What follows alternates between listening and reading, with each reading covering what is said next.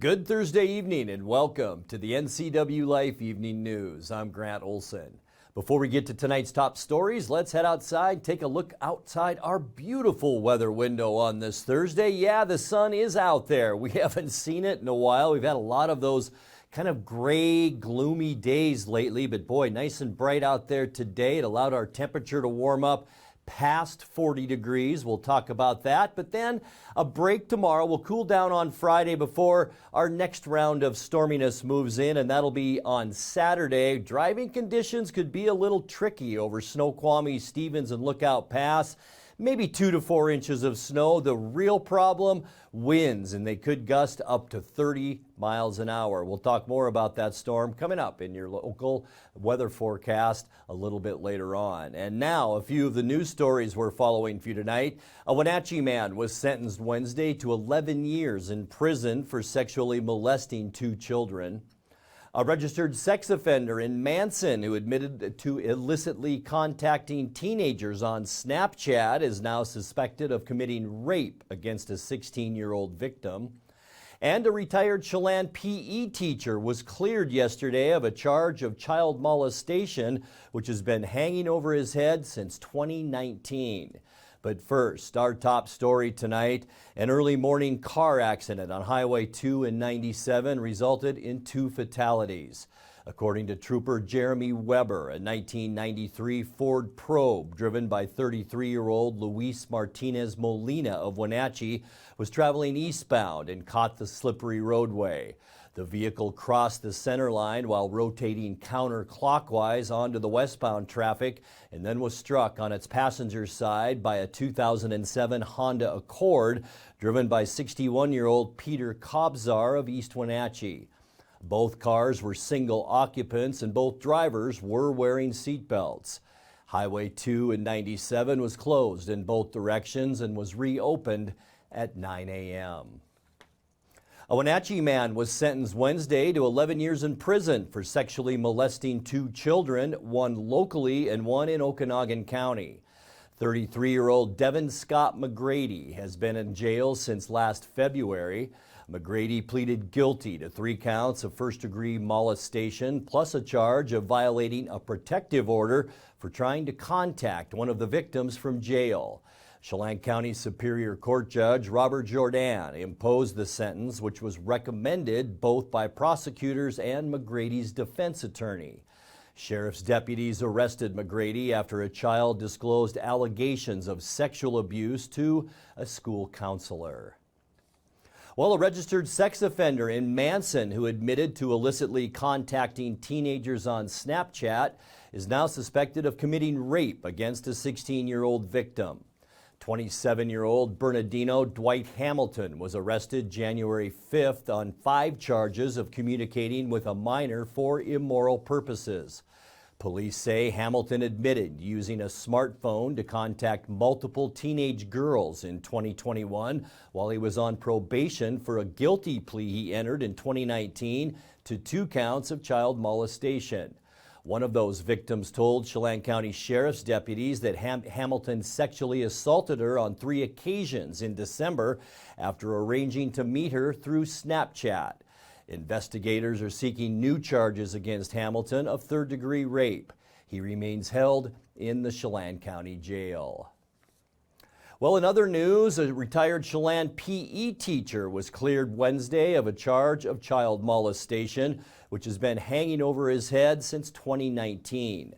Chelan County prosecutors had charged Jack Leroy Rutter, now 72 years old, with sexually abusing a Morgan Owings Elementary student during physical education classes around 2010, based on an allegation the student made to sheriff's deputies 9 years later.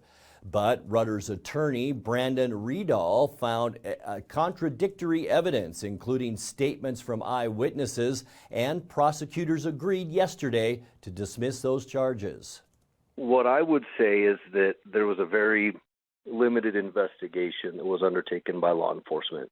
I just think that there were a lot of red flags that I don't know if they were ignored or if they just weren't seen. But the one thing that the public should be able to rely upon is that law enforcement will take a serious accusation like this and actually investigate it fully and fairly instead of charging someone and fundamentally altering their life, regardless of what the ultimate outcome is, and then sort of figuring it out later. When we come back, Moses Lake police interrupted an apparent catalytic converter theft yesterday morning. A Rock Island man charged with murdering his wife in 2018 took his case to the Washington Supreme Court today. And a charitable outreach program with Wenatchee Valley police officers at the forefront got its moment in the spotlight Wednesday on Fox News. I'm Grant Olson, and you're watching the NCWLIFE Evening News.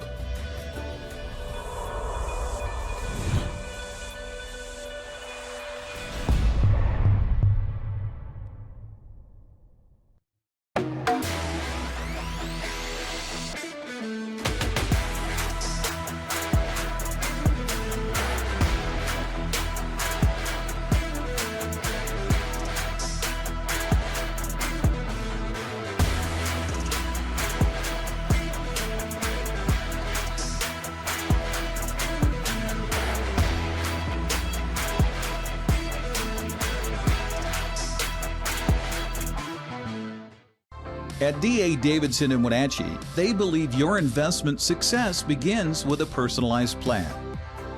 A plan that is the roadmap you need to navigate your way to living your best years in retirement.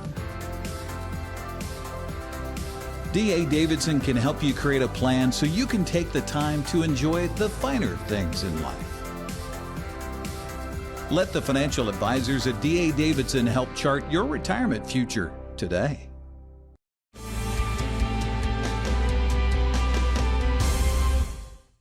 Welcome back. In another news, Moses Lake police interrupted an apparent catalytic converter theft yesterday morning. Police say they spotted two people under a car in a parking lot on Valley Road using a saw to remove the valuable component. 32-year-old Brian A. Smith and 33-year-old Raisa Sorlian allegedly tried to flee on foot but didn't make it far. Smith remained jailed this week on charges of second-degree theft, malicious mischief, and resisting arrest. Sorlian was booked but has now yet to be charged. A vehicle the two were allegedly using was also impounded. Moses Lake police say they're conducting proactive patrols to head off catalytic converter theft before it happens. A Rock Island man charged with murdering his wife in 2018 took his case to the Washington Supreme Court today. Ului Telilu has been jailed and awaiting trial in Douglas County since his wife Peggy Telilu was found shot to death in their shared trailer home. Telilu's attorney argued that when a sheriff's deputy first entered the residence to check on the victim's welfare, he had no warrant and no reason to suspect a crime, making the search illegal. The Supreme Court must resolve that question before a murder trial can begin in Superior Court. Douglas County Prosecutor Gordon Edgar took questions from the justices in today's hearing. In this scenario, because it's so fact-specific, if we remove the information regarding domestic violence, what was the basis for going into the house? Well, because each case is fact-specific, you have to consider all of the facts. So you're having a hypothetical of Mrs. Telilu not showing up to work. And then why would the employer be calling the police if the employer hadn't known about the domestic violence? And so you probably wouldn't have the employer calling the police. Maybe the employer instead would be calling the husband. And so I don't know that the police would actually get the call in this particular situation if there had been no known history of domestic violence either to the police or to the employer. So given your response, it was a pretext then, because that information was known before going into the home? Certainly it was, but I would say that domestic violence is a community health issue. And I would also say that domestic violence is a personal health issue in that assume that, for example, she didn't show up to her dialysis appointment and the dialysis center couldn't get a hold of her husband and they called the police to say, hey, Mrs. Tulilo isn't here. So she has a health issue that is present. And just because the officer may know about an issue that concerns her health, whether it be cancer, diabetes, or domestic violence, it doesn't change the fact that he is concerned about her health and her safety. A charitable outreach program with Wenatchee Valley police officers at the forefront got its moment in the spotlight Wednesday on Fox News. East Wenatchee Police Chief Rick Johnson appeared on Fox and Friends yesterday morning to discuss Blue Bridge Alliance. That's a program that helps police officers buy goods and services for people in need using donor-funded debit cards. Johnson spoke alongside the program's founder, Brian Spracklin. The chief told NCWLIFE that officers in Wenatchee and East Wenatchee have used Blue Bridge cards at least a dozen times since the pilot program launched last June. He shared one success story with the Fox network. It involved a foster kid that was new to our area, that was new to the Eastmont School District, and one of the SROs, Officer Jacobson, had actually been told that this person came with no personal property, and so Ivy actually reached out to this individual and got her some personal belongings for her room that she was occupying while she's here, and art supplies. It was a student that was into art, and so they went shopping together. So there's 6 pilot agencies in Washington that are running this, and we're the only one that's partnered with another agency. It's us and Wenatchee that are combining on it. And just because it wouldn't really make sense to raise funds as a lone entity between Wenatchee and East Wenatchee, so we're the one that's piloting it, doing it as a joint venture, and it's worked out just fine. And I think that's what one of the things that Blue Bridge wants to show in this pilot program is that, hey, if there's communities that are tied so close together, like East Wenatchee and Wenatchee, that they can do it jointly. You're watching the NCWLIFE Evening News. Coming up next, tonight's feature story and your complete local weather forecast. That and much more still to come on the NCWLIFE Evening News. Please stay with us.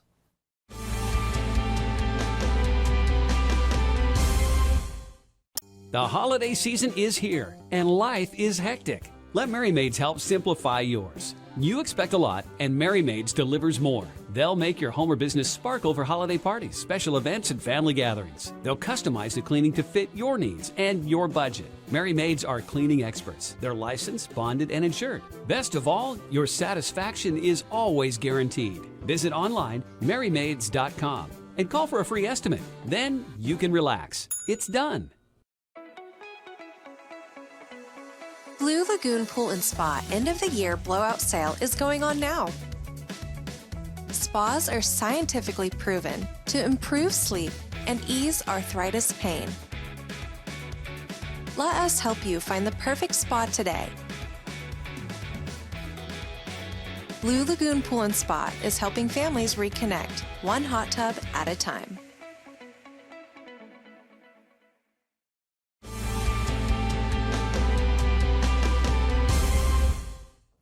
Welcome back to the NCWLIFE Evening News. Time now for our weekly Pause for Pets feature from the Wenatchee Valley Humane Society. Tonight we meet a dog named Harlow.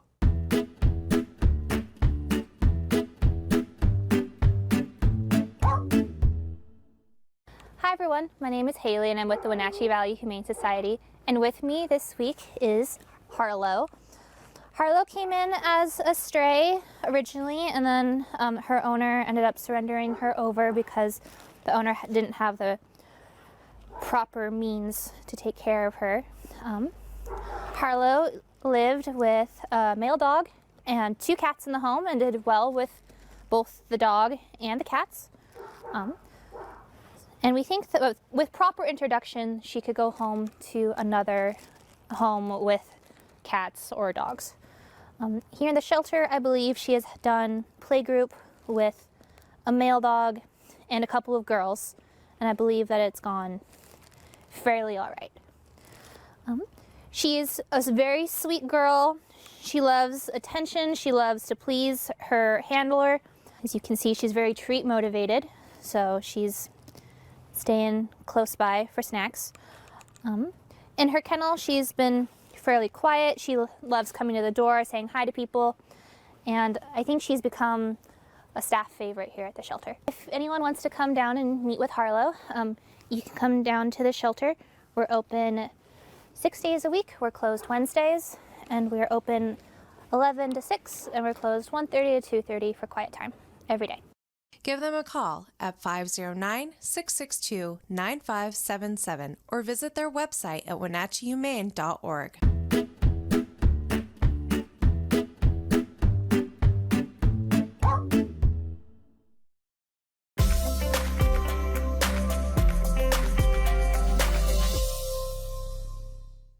Time now to take a look at your North Central Washington weather forecast. Hope you enjoyed your Thursday, and boy, we couldn't complain weather-wise, that's for sure. Looking down at parts of Lake Chelan and the beautiful white foothills around the lake, and what's even more beautiful, at least for us today, that blue sky. We have seen so much gray over the past couple of weeks, and finally a peek at the sun. And boy, our temperatures, they sure popped up because of that blue sky out there today. In fact, 40 degrees, we're going to bump that up 1 more degree since we made the almanac. It was 41, our official high temperature today.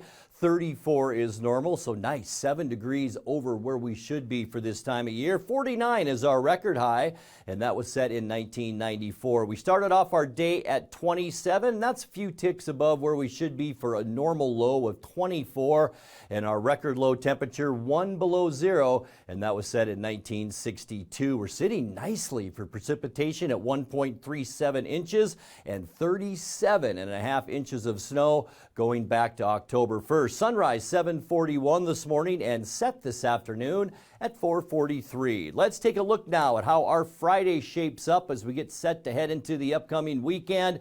Tomorrow will be cooler. We will see a few more clouds out there, but a flow of northerly air moving down on us. 36s for Moses Lake and Ephrata. 35 degrees for Quincy tomorrow, and then cooler from Ellensburg into Wenatchee, 33, the freezing mark from Eniat to Chelan up into Omak, and 31 the high temperature tomorrow for you folks in Leavenworth. As we get to tonight, we expect partly cloudy skies, high pressure right in the center of Oregon, and that's making for a nice clockwise rotation around that high, and it's grabbing some clouds and bringing them our way. Low temperatures tonight somewhere in the mid-20s, so a little bit chilly out there. For Friday, a double shot of high pressure, mostly sunny skies, but this high will grab some cooler air from Canada, and that will slide down, cooling us off into the low 30s for highs tomorrow. As we get into the weekend, here's our next weather maker, this trough of low pressure. That will bring us some snow showers. I think it'll be in the afternoon for us into the evening hours. Going to stay cool too with high temperatures on Saturday in the low 30s, and then things really quiet down on Sunday. This area of high pressure will just bring us some partly cloudy skies, temperatures somewhere in the mid-30s as we end our weekend, but that high slides up a little bit to the north, and it will really be in control of our weather as we make our way through the first part of next week. Mostly cloudy and cooler on Monday. High temperatures again dropping back down into those lower 30s. And then guess what? Back up again on Tuesday. Mostly cloudy. We'll call it seasonal temperatures with highs generally into the mid-30s. And by the end of our forecast, still more of that high pressure, partly cloudy skies. We're going to warm up a bit too on Wednesday. High temperatures then into the upper 30s. Let's take a look now at your 7-day forecast brought to you by Apple Valley Honda. Overnight lows tonight will drop down to some of the chilliest temperatures we've seen in a while. 24 overnight tonight. 33, lots of sun tomorrow, but you'll notice those cooler temperatures. 23 the overnight low.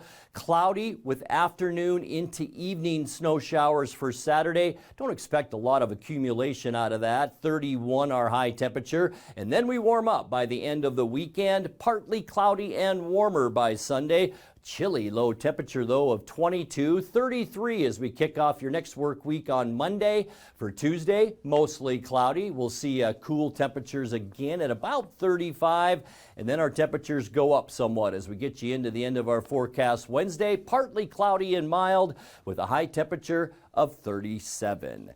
And that's a look at your local weather forecast. Coming up next, tonight's sports report with Eric Granstrom and more as the NCW Life Evening News continues right after this.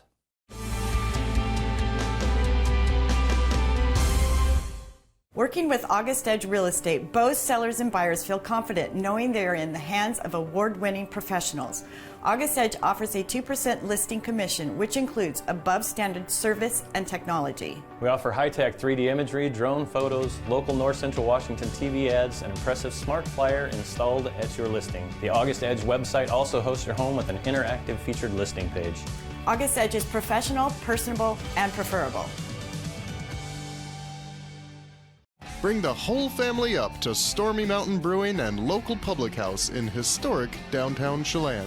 Applewood smoked brisket, street-style tacos, and our award-winning barbecue rubs and sauces. Our meals pair perfectly with our exciting lineup of craft ales, made right here in Chelan. We've got room for big groups, or give us a call for catering. So grab the kids and check out the fun at Stormy Mountain Brewing and local public house located in the heart of Chelan.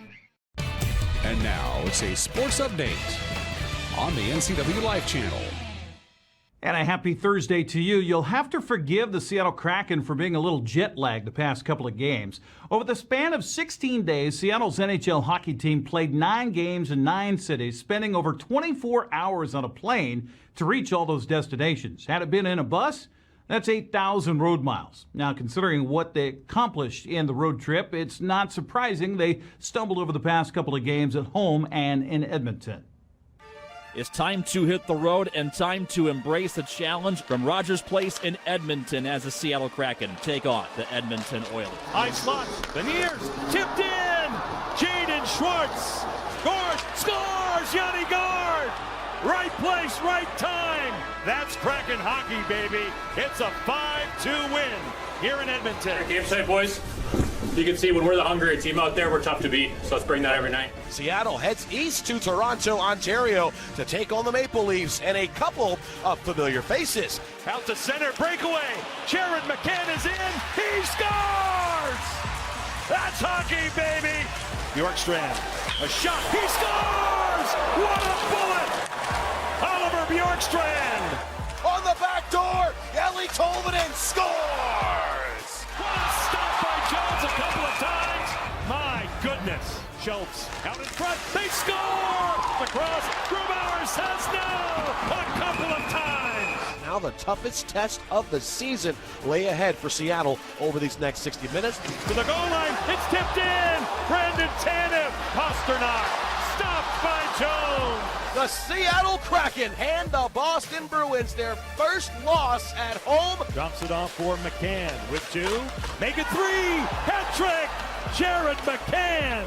That's Kraken hockey, baby. They make history, and it's an 8-5 win over Chicago. Now, Seattle will try to find that magic once again after a little rest when they take on the New Jersey Devils at Climate Pledge Arena tonight. The puck drops at 7 o'clock on Root Sports Northwest. This is the first, by the way, of a 5-game homestretch before the All-Star break. Well, as the offseason commences for the Seattle Seahawks, the business of the NFL also kicks in with free agency. Seattle signed kicker Jason Myers to a 4-year extension yesterday, reportedly worth $21.1 million. Myers is coming off his best season, connecting on 34-37 field goals, leading the NFL in scoring. He's also selected to his second Pro Bowl. Seattle has 26 other free agents to decide what to do with, including quarterbacks Geno Smith and Drew Lock, running back Rashad Penny, strong safety Ryan Neal, and linebacker Cody Barton. Well, the Washington State Cougar men's basketball team begins a 2-game stint in Utah and Colorado tonight. Coach Kyle Smith was asked about the home court advantage those mountain schools might have with the altitude. I couldn't tell you. I know that I think altitude is actually one of the biggest, according to the Ken Palm, one of the biggest advantages in college basketball. So home court advantage, I think Colorado has a tremendous home court advantage over the years because of it. Luckily, we got a little altitude where I think we're at 2,500 feet, so it shouldn't affect us as much as maybe some others. And then they just got good programs. Utah's got a great history of, you could get there pretty good. And Tad Boyle's been there 13 years now, and he's got a good program. And I remember playing there before. They've had different coaches and stuff, and it was when they were really good in football, when they were like and there was no atmosphere at their games, and they still had an advantage. But now they've done a nice job. They get people. There's some noise in there. There's band. They draw pretty well, a lot better than they used to. So both of them can have a good home environment too. Wazoo and Utah tip at 6. Now, prior to that, Eastern Washington is playing against Northern Colorado. That's on ESPN Plus right now. Washington's facing Colorado on the road on ESPNU. 6th-ranked Gonzaga is home tonight against Loyola Marymount. That also starts at 6 o'clock. Well, the women had a couple of morning games today. 16th-ranked Gonzaga squandered a 17-point lead and barely beat Pacific 81-78. Eastern Washington broke a 30-all tie by outscoring Northern Colorado 17-6 in the final quarter. They win that one 49-36. Haley Van Lith and her Louisville Cardinals are taking on Boston College. That's on the ACC network right now. Well, coming up in high school girls basketball tonight, Chelan's hosting Quincy. The 6 o'clock games have Pateras at Etienne. Cascade Christian visits Riverside Christian. And Republic is hosting Oroville. Only 3 games on the boys' schedule, but oh, what a big one. Quincy and Chelan at 7:15. That is for first place in the Caribou Trail League. At 7:30, it's Pateras at Etienne. Cascade Christian at Riverside Christian. High school wrestling tonight at Wenatchee High School features a team that's established itself as a continual state contender and another that wants to be there. The Sunnyside Grizzlies have finished second in the MAC Classic the past 2 seasons and return 8 out of 11 placers from last year's tournament. They're the defending Big 9 League champs and are 4-0 so far this year, outscoring their opponents by an average of 58-5. Wenatchee was 15th in last year's MAC Classic. They have 3 wrestlers place, 1 returning in Evan Burdan, who was a third-place finisher at 220. Panthers are also 4-0 in league this year, having outscored their opponents 51-21. The 2 teams meet tonight at Wenatchee High School, 7 o'clock. We'll be there with the cameras running live on the NCWLIFE Channel's Facebook page at 7 o'clock. I've got the old coach, Dave Granstrom, who happens to be my dad, going to join me on the broadcast tonight. Looking forward to this one. It'll air on TV following Wenatchee Wild Hockey. The rest of the wrestling schedule includes a double duel at Quincy, where the Jackrabbits face OMAC, Chelan's Wrestling Cashmere. Later, Quincy and Cashmere will take on each other. Chelan takes on OMAC. Eastmont's on the road tonight at Eisenhower, while Moses Lake visits Davis. By the way, we'll be back at Wenatchee High School tomorrow night for basketball doubleheader between the Panthers and West Valley Rams. Girls started off at 5:45. The boys follow at 7:30. Then on Saturday, Wenatchee will host Moses Lake with the girls at 4:45, the boys at 6:30. Grant and I will have the call right here on the NCWLIFE channel. Let's look at sports news. Speaking of Grant, back to you. Eric, thanks so much. I'm looking forward to listening to you and your dad tonight. And that will do it for our newscast tonight. For more on these stories and other news from around North Central Washington, you can find us on Facebook or our website at ncwlife.com. And remember, if you see news happening, we'd like to hear from you. You can send us an email at news@ncwlife.com or give us a call at 888-6295. I'm Grant Olson. Thanks so much for being with us, and have a great night.